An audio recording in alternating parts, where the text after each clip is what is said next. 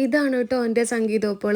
കുറേ പേര് ചോദിച്ചിട്ടുണ്ടായിരുന്നു സംഗീതോപ്പോൾ ആരാ, കുട്ടികൾ ആരാ, എങ്ങനെ റിലേഷൻ എന്നൊക്കെ. ഇവർ ഗുരുവായൂരാണ് താമസം. ഓപ്പോളുടെ ഹസ്ബൻഡ് സുനിലേട്ടനും അതുപോലെ തന്നെ ഓപ്പോളുടെ ഏട്ടനും അവിടെ ഗുരുവായൂർ അമ്പലത്തിലാണ് വർക്ക് ചെയ്യുന്നത്. മുത്തശ്ശിയുടെ അനിയത്തിയുടെ ഭർത്താവിന്റെ ഏട്ടന്റെ മരുവളാണ് കേട്ടോ സംഗീതോപ്പോൾ.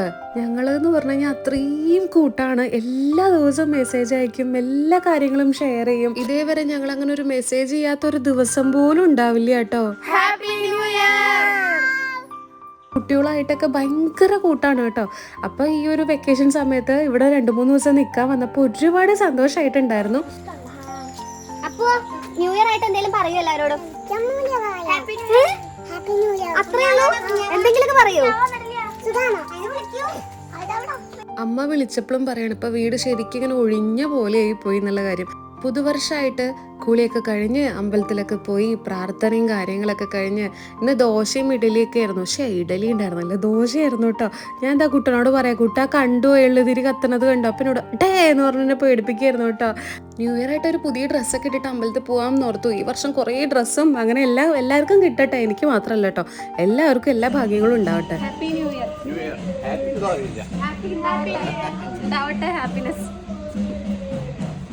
ഇന്ന് എനിക്ക് സാമ്പാർ വിളമ്പി തരുന്ന ആൾ അമ്മുവാണ് കേട്ടോ. അമ്മു എന്നോട് പറയായിരുന്നു, അമ്മു അപ്പോളെ ഞാൻ വിളമ്പി തരാമെന്ന് പറയായിരുന്നു. അപ്പോൾ പൊന്നു പറ, അയ്യോ അപ്പം ഞാൻ എന്താ വിളമ്പുക എന്ന് പറയായിരുന്നു കേട്ടോ. കുട്ടനും ഞാനും അടുത്തടുത്ത് ഇരുന്നിട്ട് കൗണ്ടർ അടിച്ച് അയ്യോ എന്ത് രസാ കുട്ടനോട് സംസാരിച്ചിരിക്കാൻ. ഞങ്ങളിങ്ങനെ ഓരോന്ന് വർത്തമാനം പറഞ്ഞ് ദോശയും സാമ്പാറൊക്കെ അങ്ങനെ കഴിച്ചുകൊണ്ടിരിക്കുകയായിരുന്നു കേട്ടോ. നിങ്ങളുടെ പുതുവർഷത്തിൽ നിങ്ങൾ തുടങ്ങിയ എന്തെങ്കിലും റെസൊല്യൂഷൻ ഇല്ലേ, ഇന്ന കാര്യങ്ങളൊക്കെ ഇനി മാറ്റാം, ഇന്നതൊക്കെ ഇനി ചെയ്യണം, അങ്ങനെയൊക്കെ എന്തെങ്കിലും കാര്യങ്ങളൊക്കെ ഉണ്ടെങ്കിൽ ഒന്ന് കമൻറ്റ് ചെയ്യൂ കേട്ടോ. ഞങ്ങൾ ചെയ്യാത്തതാണെന്നുണ്ടെങ്കിൽ ചെയ്യാലോ എന്ന് ഓർത്തിട്ടാണ്. അതിനുശേഷം കുറച്ചു നേരം യൂനോ കളിച്ചുകൊണ്ടിരിക്കുകയായിരുന്നു. നല്ല രസമാണ് അവരുടെ കൂടെ കളിക്കാൻ, കാരണം കുറേ പേര് വേണം നല്ല യൂനോ കളിക്കാൻ ഒരു രസമുള്ളൂ. മുത്തശ്ശി ഞങ്ങൾ ഇതെല്ലാം അവിടെ കളിക്കുകയാണല്ലോ, അപ്പം അവിടെ ഇരുന്ന് ഞാൻ കുറച്ച് പായസം ഉണ്ടാക്കാന്ന് പറഞ്ഞു. അങ്ങനെ ഓപ്പോളും ഇവിടെ വന്നിട്ടുണ്ടായിരുന്നു. പെട്ടെന്ന് തന്നെ പോണ്ടി വന്നു കേട്ടോ. അതുകൊണ്ട് ഇവര് പോവുകയാണ്. സങ്കടം ഉണ്ട് കേട്ടോ. ഞാൻ മാക്സിമം നോക്കും, നിങ്ങൾ മെസ്സേജ് ചെയ്യൂട്ടോ എപ്പോഴാ അവിടെ നിന്ന് ഇറങ്ങണം എന്നുള്ളത്.